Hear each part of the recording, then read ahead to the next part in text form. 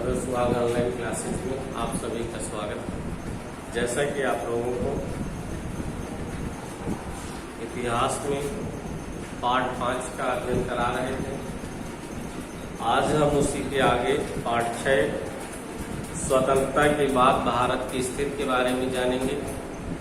पिछले पार्ट में आप लोगों को गांधी जी का योगदान, क्रांतिकारी आंदोलन, भारत कैसे स्वतंत्र हुआ, सारे चीजों की जानकारी आपको दी गई। आज हम एक नए पाठ के साथ फिर आगे बढ़ते हैं, जिसमें हम आप लोगों को स्वतंत्र भारत की स्थिति के बारे में चर्चा करेंगे। तो इसमें पहले हम समझेंगे कि हमारा देश कब स्वतंत्र हुआ था। जो हमारा देश है 15 अगस्त 1947 को स्वतंत्र हुआ था और ये स्वतंत्रता हमें इतनी आसानी से नहीं मिली है, जिसके लिए बहुत से क्रांतिकारियों ने अपनी कुर्बानी दी थी। और 15 अगस्त से पहले ही यानी 14 अगस्त 1947 ईस्वी की अर्धरात्रि में जवाहरलाल नेहरू ने ऐतिहासिक अवसर की महत्तानुरूप भाषण दिया। उन्होंने कहा, रात को 12 बजे जब संपूर्ण विश्व सो रहा है, भारत जीवन एवं स्वाधीनता की ओर अग्रसर है। मतलब उन्होंने कहा है कि जब रात्रि मध्य रात्रि को पूरा विश्व सो रहा है, उस समय हमारा देश स्वाधीनता की ओर अग्रसर है, यानी स्वाधीनता और स्वतंत्रता की ओर आगे बढ़ रहा है। भारत की करोड़ों जनता का वर्षों से प्रतिष्ठित सपना सच हो चुका था, परंतु आजाद भारत के सामने कई नई चुनौतियां थी, जिन्हें पूरा करना नई सरकार का प्रमुख दायित्व था। स्वतंत्रता के समय की चुनौतियों के बारे में थोड़ा जानेंगे। स्वतंत्रता के समय देश के सामने कई बड़ी चुनौतियां थीं। बंटवारे के कारण लगभग 80 लाख शरणार्थी पाकिस्तान से भारत आए थे।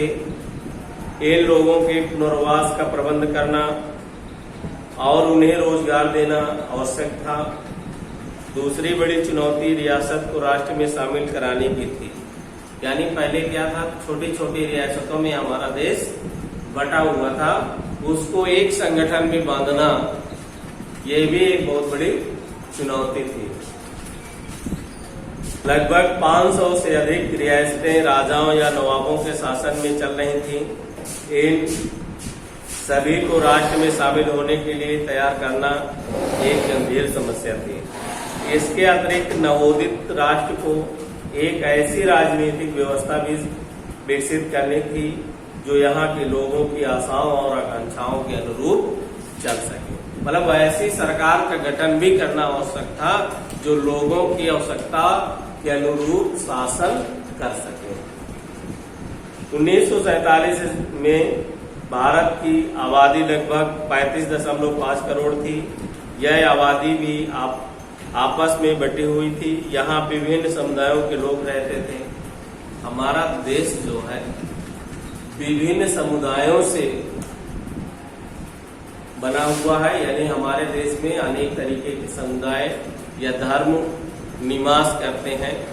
उनको भी एक रूपता में बांधना एक बहुत बड़ी चुनौती थी। एकता की समस्या के साथ विकास की एक बड़ी समस्या थी। स्वतंत्रता के समय भारत की एक विशाल जनसंख्या गांव में रहती थी। आजीविका के लिए अधिकतर किसान बारिश पर निर्भर रहते थे। अधिकतर किसानों की आर्थिक स्थिति खराब थी। यही स्थिति अर्थव्यवस्था के गैर कृषि क्षेत्रों की थी। मतलब हमारे देश की आज भी 70% जनसंख्या गांव में ही निवास करती है, जो उस समय कृषि के सुचारू रूप साधन नहीं थे। पूरी तरीके से वो प्रकृति पर आश्रित थे। प्रकृति पर आश्रित रहने के कारण उनकी दयनीय स्थिति थी। और यही स्थिति जो शहरों या नगरों में रहते थे उन लोगों को भी थी। ये सारे लोगों की समस्याओं का निराकरण करना भी नई सरकार के लिए एक बहुत बड़ी चुनौती थी। नए संविधान की रचना, चलिए नए संविधान की रचना के बारे में हम कल आपको समझाएंगे कि नए संविधान की रचना किस तरीके से की गई, संविधान सभा का गठन कब हुआ, इसके सदस्य कौन कौन थे, समितियों के बारे में इसकी हम विस्तार से चर्चा करेंगे। आप लोग बुक के माध्यम से इस पाठ का पढ़ने का प्रयास करेंगे और होमवर्क में अर्धवार्षिक परीक्षा की तैयारी करेंगे। धन्यवाद।